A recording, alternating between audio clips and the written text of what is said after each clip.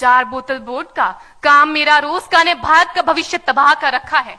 हम ना एक ऐसे समाज में जीते हैं जहां लड़कों से बात करता देख जो भाई हड़काते हैं, लड़कों से बात करता देख जो भाई हड़काते हैं, वही भाई अपनी गर्लफ्रेंड के किस्से घर में हंस हंस कर सुनाते हैं। और मैं बता दूं, महिला सुरक्षा के मामले में हम आज भी चौथे नंबर पर आते हैं।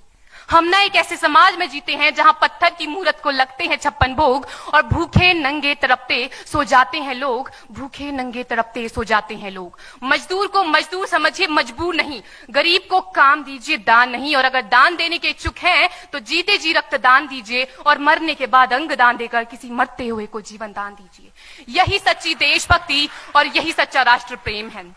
ना सरकार मेरी है ना रब मेरा है, ना सरकार मेरी है ना रब मेरा है, और ना ही ये बड़ा सा नाम मेरा है।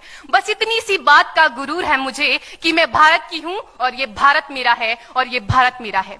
परंतु एक वैचारिक बीमारी हमारे समाज में मुझे नजर आती है। कहा जाता है हम दुनिया के सबसे बड़े लोकतंत्र हैं, जहां हिंदू पैदा होते हैं, मुस्लिम, सिख और ईसाई भी पैदा होते हैं, लेकिन बदकिस्मती है अब इंसान पैदा नहीं होते। और मेरे विचारों में ना हिंदू की जरूरत है ना मुसलमान की जरूरत है, राष्ट्र निर्माण के लिए केवल अच्छे इंसान की जरूरत है, केवल अच्छे इंसान की जरूरत है।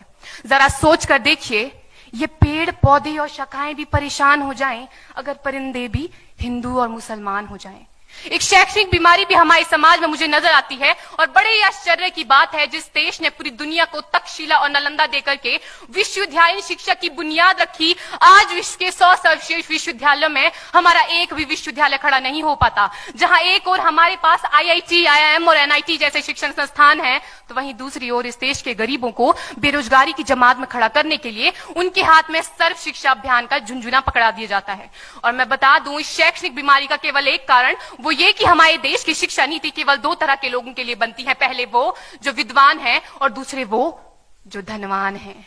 इसी तरह की कई गजब की बीमारियां हैं, और इन बीमारियों की जो जड़ है ना, वो हमारा अंधविश्वास। और मेरे विचारों में जब तक इस देश का युवा अपनी सफलता के लिए मंदिरों में जा जाकर नारियल फोड़ फोड़ कर भगवान को रिश्वत लगाता रहेगा, हमारे समाज का शिक्षित वर्ग ही बिल्ली के रास्ता काटने पर खड़े हो जाना, अपने धर्म अपनी जाति को ऊंचा मानकर दूसरों के धर्म की अवहेलना करता रहेगा, तब तक ना तो इस देश से अंधविश्वास खत्म होगा और ना ही हमारा राष्ट्र निर्माण संभव होगा।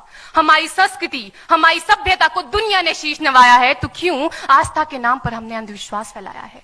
मेरे विचारों में हमारा राष्ट्र निर्माण तब संभव होगा जब इस देश में महिलाओं की पूजा नहीं, उनकी इज्जत की जाएगी। राष्ट्र निर्माण तब संभव होगा जब हम जातिगत आरक्षण नहीं बल्कि सामाजिक सशक्तिकरण पर बात करेंगे। राष्ट्र निर्माण तब संभव होगा जब स्वच्छता अभियान में केवल सरकार नहीं बल्कि सड़क पर चलने वाला हर एक नागरिक हाथ बंटाएगा, स्वच्छ भारत स्वस्थ भारत को दिल से अपनाएगा। असल मायने में हमारा राष्ट्र निर्माण तब संभव होगा जब एक गरीब बच्चा मध्याह्न भोजन के लिए नहीं बल्कि ज्ञान अर्जन के लिए सरकारी स्कूल की चौखट पर कदम रखेगा।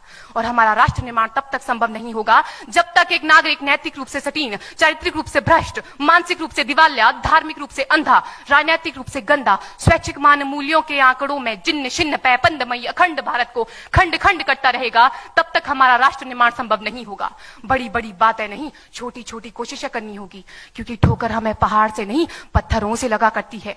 I being an Indian, I being a student, I being a symbol daughter of this motherland feel proud to be an Indian। और मैं सैल्यूट करना चाहूंगी सरहद पर दिन रात हमारी रक्षा के लिए खड़े हर उस जवान को, इस देश की पुलिस, प्रशासन और किसान को, और इस देश के हर उस व्यक्ति को जो अपना काम पूरी ईमानदारी, पूरी मेहनत और पूरी लगन से करते हैं, जिनके बिना राष्ट्र निर्माण की कल्पना करना भी असंभव सा लगता है। और आज इस मंच पर पूरी जिम्मेदारी के साथ मैं भारत की बेटी ये कहती हूं कि हमारा राष्ट्र निर्माण तब संभव होगा जब हम सभी, मैं, आप, हम सब मिलकर प्रयास करेंगे, क्योंकि हमारे देश की जिम्मेदारी नहीं है हमें आगे ले जाने की, हमारी जिम्मेदारी है अपने देश को आगे ले जाने की, अपने राष्ट्र